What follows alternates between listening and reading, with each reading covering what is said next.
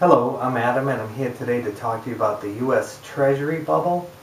And what that means is that the U.S. Treasury is in a bubble, meaning people are buying treasuries right now. Their prices are artificially high, but that treasury prices are going to come crashing down in the very near future. What that means is treasury prices come crashing down, interest rates are going to skyrocket. And that's going to happen in the very near future. And the reason I say that is because if you talk to people, private people who are still buying treasuries, they'll all tell you the same thing. If you say, why are you buying U.S. treasuries right now?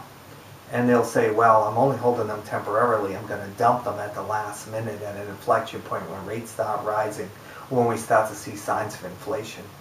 So if everybody is planning on dumping their treasuries at the exact same time, the exact same inflation point to a bigger sucker, then that's the very definition of a bubble, something that is artificially inflated that's going to come crashing down.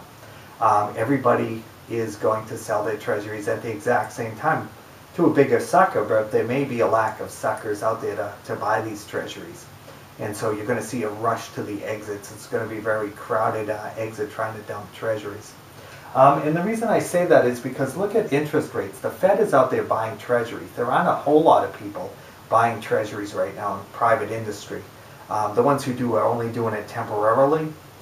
Really, the bond market has already mostly disappeared, and the only institution out there buying treasuries right now is the U.S. Federal Reserve.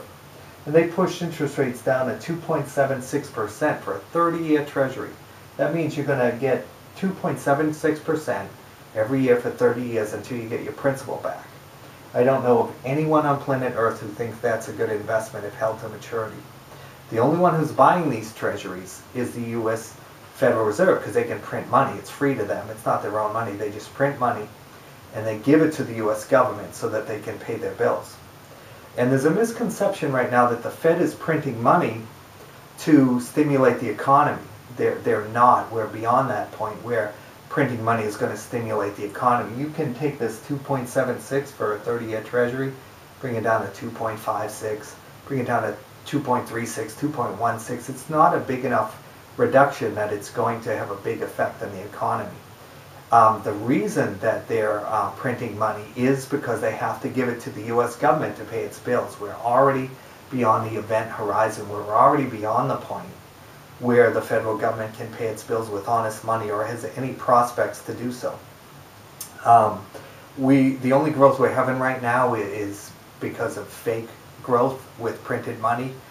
The Fed prints money, gives it to the U.S. government to pay its bills. It throws out these trillion-plus deficits every year to keep the economy afloat. We don't have real growth because we have an anti-business administration which is hostile to growth and hostile to businesses. So the only growth we're getting is by printed money and fake growth by throwing this printed money around the economy. But eventually, the jig is going to be up and this printed money is going to start to create inflation. And when that happens, you're going to see interest rate rise, you're going to see signs of inflation, even with a flat economy. And at that point, everyone's going to dump their treasuries. All these people who are waiting for that inflection point, they're all going to try to dump their treasuries together and interest rates are going to spike.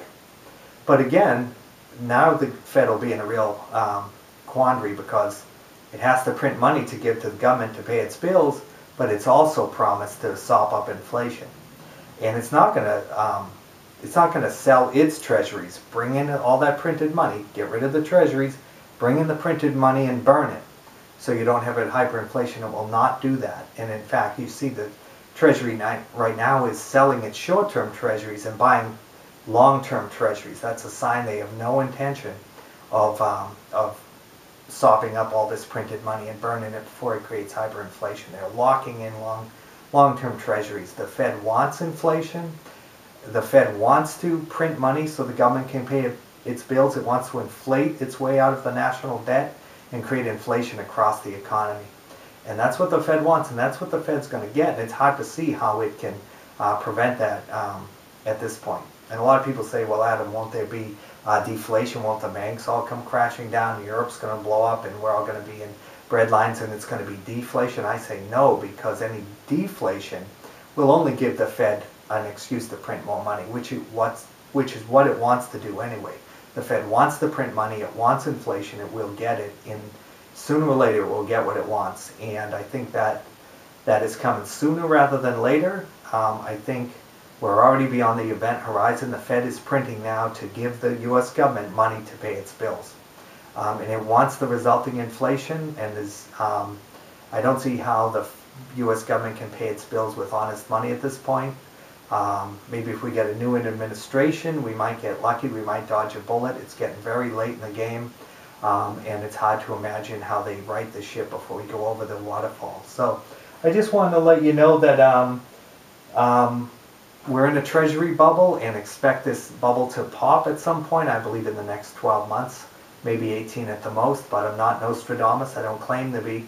But this is coming. We're already beyond the event horizon. The Fed has no choice but to print because it wants to give it to the U.S. government. And the U.S. government does not want to have entitlement reform, and so we're locked into this very dangerous situation until we get inflation, which is what the federal government wants. So you have to take steps to protect yourself from that.